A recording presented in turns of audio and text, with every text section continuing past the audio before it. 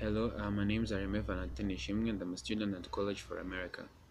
In this presentation, I'm going to talk about four things. First of all, I'm going to compare the two videos about happiness, one of Brendon and another of Sonja, and then I'm going to compare the way they present their scientific claims, and then I'm going to give different examples of stress that can happen at Acme Widget Company, and I'm then going at the end. I will share with you different the way I use to manage stress.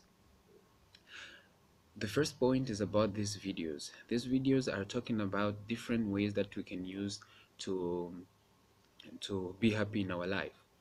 The first one is of Brendon Burchard. It is called how to be happy and the secret to happiness. This video, he mentioned about different ways in which we can gain happiness in our daily life. The first thing is about how to consider the past, the present, and the future. He mentioned that we need to accept the past because it happens. We're not going to change it. It happens. That's okay. And then we need to accept and engage with much effort in the present, in whatever we are doing in the present. And then we have to expect something positive for the future, something that tomorrow is going to be bright. We need to be optimistic for the future, and then in that case we will be happy. That is the first way that he mentioned. And the second way is about different physical practices that we can do in order to be happy. That is, for example, to sleep 8 hours per day, to take a break, to drink more water, to eat greens and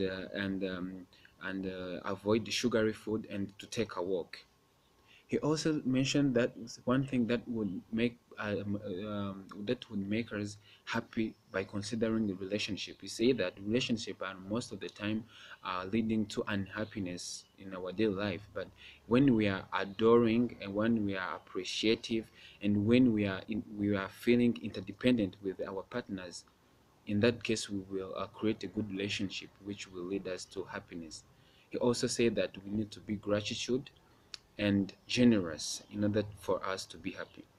Another video is one of Sonja. It is entitled "What Determines Happiness." Sonja, she's a professor of psychology in the Department of Psychology in the University of California. She based on an experiment that she had conducted, and on a proverb of Chinese which said, if someone wants happiness for an hour, he or she could take a nap. And if he or she wants happiness for a day, he or she can go to fishing.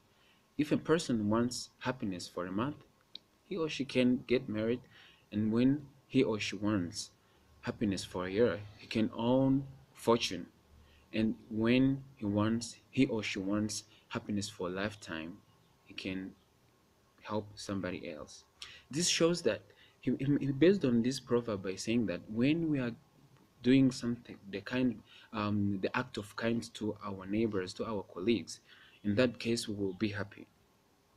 This means the more we do act of kindness every day on daily basis, the more we will be happy.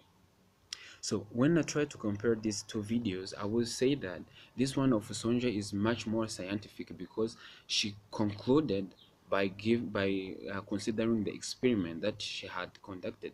And when you try to see in her on her website to know about more about her, we will see that Sonja, she's an expert in psychology things. She's a professor in Department of Psychology at the University of California, and she had won very many honors and awards in psychology because of different experiments that she conducted.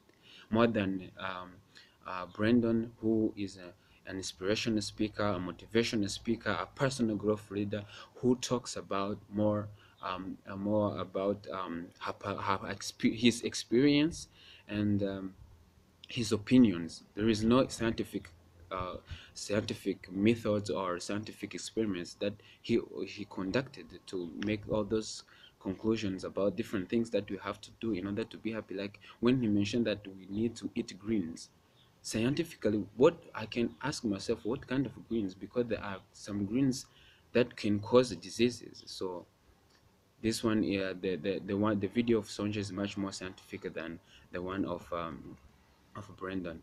So the third point was about an example of a stress that can occur at the Acumen Widget company.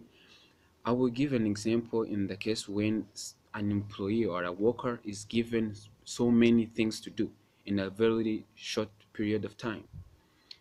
When he or she has maybe the reports to write, the activities to us to supervise, the the presentation to give, all these kind of things which he or she has to achieve or to accomplish will make her being stressful, and in that case he or she may lose focus and concentration, and as a result he or she is going to end up doing nothing at all. So the fourth point was about to give my personal experience about how I used to manage the stress.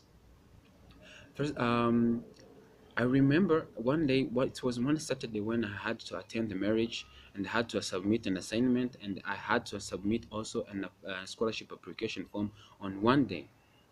I had those three things which would have to be accomplished or achieved in one day. It was one Saturday. So the way I managed this stress, I took 10-minute meditation and I thought about how all these tasks are urgent and important to me. And I came to find that the assignment was so much urgent and important to me, more than like attending that wedding or that marriage, because it was a wedding for my sister, not mine. And or that application form, the application form also was kind of urgent and important to me, but not urgent and important to me more than an assignment. So I took that 5 minute 10-minute meditation, and I thought about the way I can prioritize them, and I started by working on an assignment, on the application form, and finally on the and I attended the wedding maybe late, but I had to make sure that all those two things I have completed them. So the meditation is one way that can help more people who are stressed to manage it, and maybe meditating, or listening to music, or practicing different exercises, physical exercise will be one of the most important things to do when someone is stressed. So thank you very much.